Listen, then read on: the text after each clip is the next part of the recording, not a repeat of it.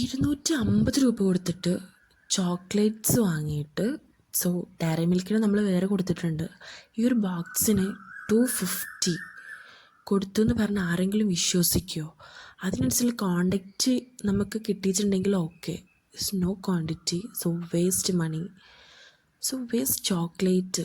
അത്രയും local chocolate കൊണ്ടാണ് ഇത് ഉണ്ടാക്കിയിട്ടുള്ളത്. ജെന്യുവിനായിട്ടുള്ള റിവ്യൂ ആണ്. അത്ര ഫ്ലോപ്പാണിത്.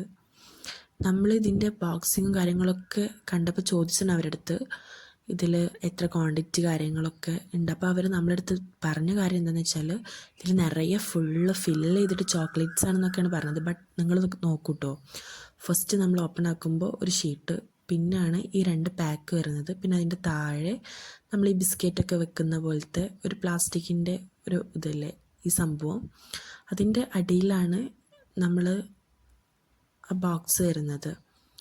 അപ്പോൾ നിങ്ങൾ നോക്കണം കേട്ടോ, പറ്റിക്കൽസ് എന്ന് പറഞ്ഞാൽ ഈ 250 നമുക്ക് എത്ര ഡയറി മിൽക്സ് വാങ്ങി കഴിക്കാൻ പറ്റും?